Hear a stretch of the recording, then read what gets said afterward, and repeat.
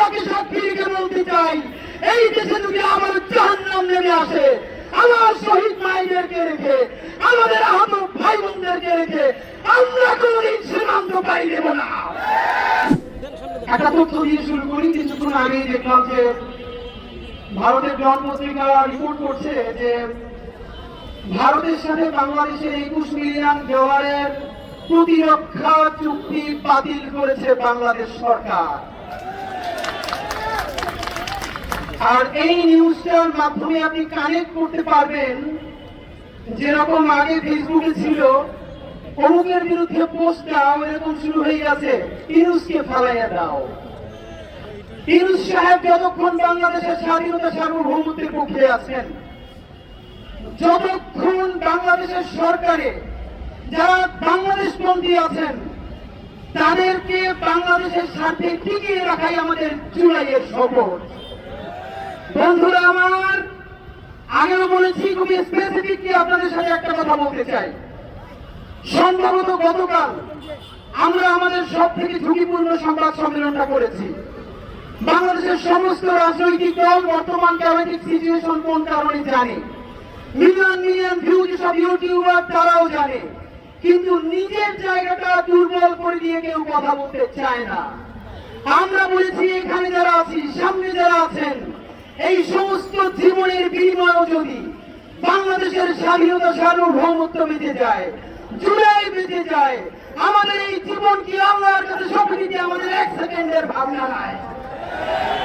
কিন্তু আমরা আজকে স্পষ্ট জানাই, মাননীয় সেনাপ্রধান, ইনাফ ইজ ইনাফ। যে পর্যন্ত হয়েছে আর 1 সেকেন্ড আপনারা বাড়তে দিবেন না। বাংলাদেশের জুলাই বেঁচে থাকতে আর একটা 11 হতে দেওয়া হবে না। বিএনপিকে বলতে চাই, বিএনপি বাংলাদেশের মুখপাত্রই থাকতে হবে, সেনাবাহিনীর মুখপাত্র হওয়া চলবে না। জামাতে ইসলামী ক্ষমতায় যাওয়ার জন্য জনগণের পক্ষে না দাঁড়িয়ে যদি ক্যান্টনমেন্টে গিয়ে ভিড় করেন, আপনাদের বাংলাদেশে আর কোন হিসাব থাকবে না। জুলাইয়ে আমার যে সমস্ত ভাইয়েরা, তোমাদের সারা শরীরে এখনো সেই রক্তের দাগ, তোমরা জনতার পক্ষে দাঁড়িয়ে তোমরা আহত হয়েছ।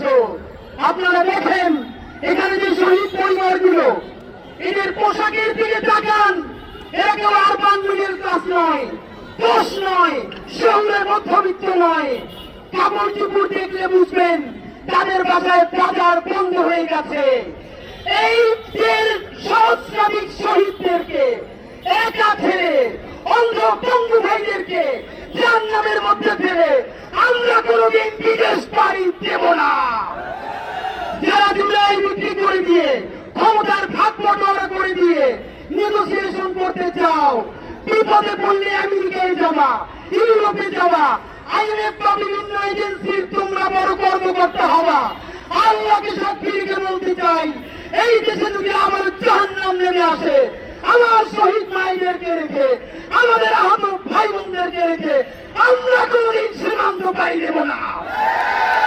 আমরা সেই বেগম খালেদা জিয়ার সন্তান, যিনিও বলেছিলেন বাংলাদেশ ছাড়া আমার আর কোন দেশ নাই। সেই বিএনপিকে বলি, আপনার 11 স্মৃতি, দপ্তরি স্মৃতি আছে, বাংলাদেশের পক্ষে দাঁড়িয়েছিলেন, তাই আমরাও আপনার পক্ষে দাঁড়িয়েছি। আবারও আপনি জনতার পক্ষে দাঁড়ান, আমরা চিরদিন আপনাদের পক্ষে থাকবো। চূড়ান্ত ভাবে বলতে চাই, আর্মির সাথে যারা সংঘাত ঘটাতে চায়, বন্ধুরা তারা বাংলাদেশের বন্ধু নয়। এই আর্মি যেরকম ক্ষতি করেছে, আর্মির বন্ধুরাই কিন্তু আমাদের পাশে দাঁড়িয়েছে।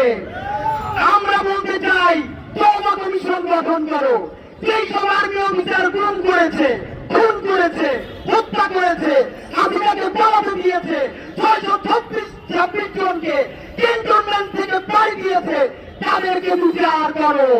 কিন্তু যে আর্মির সৈনিক, আমাদের অফিসাররা বাংলাদেশের জন্য দাঁড়িয়েছে, তাদেরকে সব বাংলাদেশ সেলিব্রেট করবে ইনশাআল্লাহ।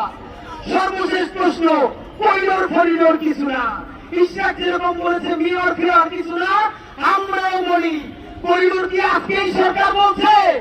বাংলাদেশ সরকার খুনি হাসিনা ভারতকে একের পর এক করিডোর দিয়েছিল, তখন সেনাবাহিনীর এই অবস্থান কোথায় ছিল?